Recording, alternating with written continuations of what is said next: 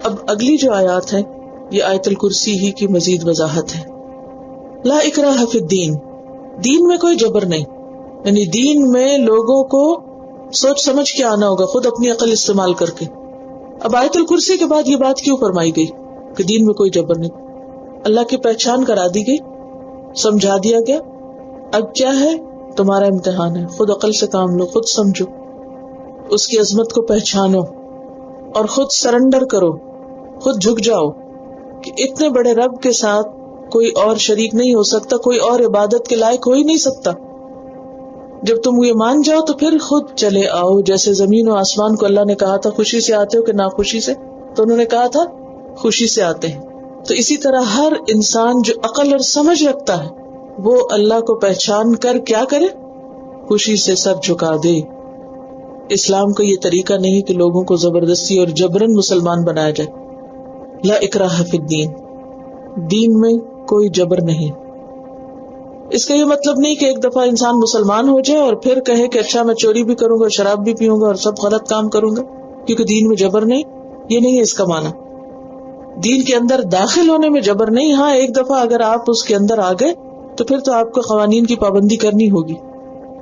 اب مثلاً کوئی آپ پہ جبر نہیں کر سکتا کہ آپ گاڑی ضرور چلائیں، لیکن اگر آپ لائسنس لے لیتے ہیں اپنی مرضی سے تو پھر اب آپ کو کیا کرنا ہوگا؟ آپ کا کوئی جبر نہیں، میں جیسے چاہوں گاڑی چلاؤں، تو یہ نہیں ہو سکتا. جو عہد آپ نے کیا وہ لائسنس لیتے ہوئے کہ میں ان قوانین کی پابندی کروں گا، اسی طرح دین کے اندر جب آپ لا الہ الا اللہ کہہ کے داخل ہو جاتے تو پھر آپ کو ساری باتیں ماننی ہوگی. پھر آپ یہ عذر نہیں کر سکتے کہ کوئی زبردستی نہیں، فری چوائس ہے. نہیں، اب فری چوائس نہیں ہے. اگر آپ اب اپنی پھر مرضی کریں گے تو یہ دھوکہ دینا ہوگا.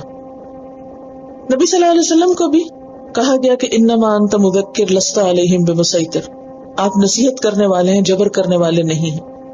فرمایا قد تبین الرشد من الغی، ہدایت گمراہی سے الگ ہو چکی ہے، بالکل کلیئر اور واضح ہو چکی ہے. کیسے ہوئی ہے؟ کس کے ذریعے ہوئی؟ کیسے پتا چلا کہ ہدایت اور گمراہی میں فرق کیا ہے؟ کیا چیز واضح کرتی ہے؟ اللہ کی کتاب، اس کے رسول صلی اللہ علیہ وسلم کی سنت، نبی صلی اللہ علیہ وسلم کے طریقے، سیرت آپ کی، خلفائے راشدین کے طریقے. کتاب کیا ہے؟ تبیانا لکل شیء ہے، ونزلنا علیک الکتاب تبیانا لکل شیء. سنت کیا ہے؟ وانزلنا الیک الذکر لتبین للناس ما نزل الیہم، ہم نے آپ کی طرف قرآن اس لیے نازل کیا کہ آپ لوگوں کو واضح کر دیں کہ ان کی طرف کیا آیا ہے. تو آپ کی وضاحت، آپ کے طریقے، یہ سب ہدایت کو واضح کرنے والے ہیں کہ درست کیا اور غلط کیا ہے. اور پھر بذات خود آپ دیکھیے کہ آیت الکرسی میں اللہ سبحانہ وتعالیٰ کا جو تعارف ہے یہ بھی کیا واضح کر رہا ہے کہ عبادت کے لائق کون ہے. تو ہدایت تو بالکل سامنے ہے، واضح ہے، گمراہی بھی واضح ہو گئی ہے. فَمَن يَكْفُرْ بِالطَّاغُوتِ، تو جو طاغوت کا انکار کرے گا. طاغوت کون ہے؟ اللہ کے سوا سارے معبود طاغوت ہیں، کیونکہ ان کو بندگی کے لیے کہا گیا ہے، معبود بننے کے لیے نہیں کہا گیا.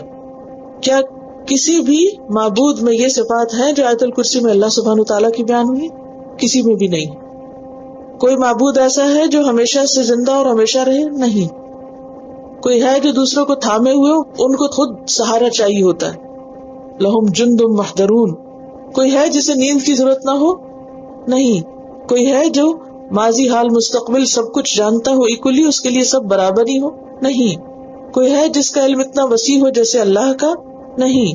کوئی ہے جو زمین و آسمان کی حفاظت کر رہا؟ نہیں.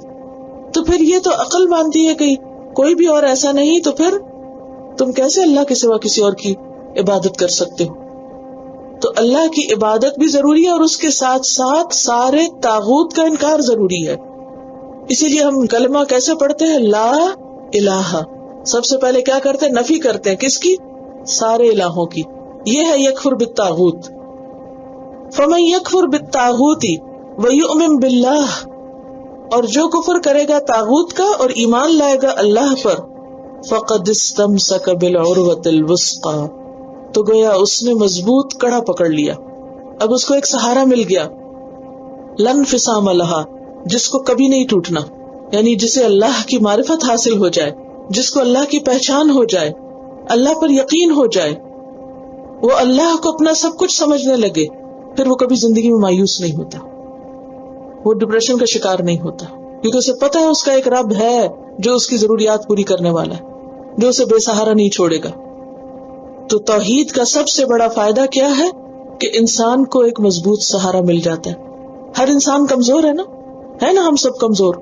ہم سب کو سہارے کی ضرورت ہے نا یا نہیں؟ ہم کسی نہ کسی چیز پہ ڈیپینڈنٹ ہوتے ہیں. جتنے مرضی انڈیپینڈنٹ ہو جائے پھر بھی ہم ڈیپینڈنٹ رہتے ہیں. خصوصاً خواتین بہت اسٹرگل میں ہیں کہ کسی طرح ٹوٹل انڈیپینڈنس حاصل کر لیں. لیکن آپ نے نتیجہ دیکھ لیا ٹوٹل انڈیپینڈنس کا بھی، کہ جو اپنے شوہر اور گھر پہ ڈیپینڈ نہیں کرتی پھر وہ گورنمنٹ پہ ڈیپینڈ کرتے. ان کو اپنی ضرورت کے لیے وہاں سے مدد چاہیے ہوتی. تو بہتر ہے کہ شوہر پر ڈیپینڈ کریں بجائے اس کے کہ سوشل سیکیورٹی پر ڈیپینڈ کریں یا کسی اور کا سہارا لیں.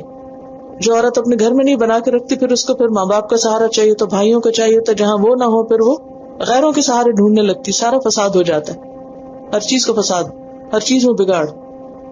تو بہرحال انسان اپنی نیچر کے اعتبار سے انڈیپینڈنٹ نہیں ہے، اس کو کسی پر ڈیپینڈنسی چاہیے. اور سب سے بہترین ہستی جس پر کوئی ڈیپینڈ کر سکتا ہے وہ کون ہے؟ اللہ.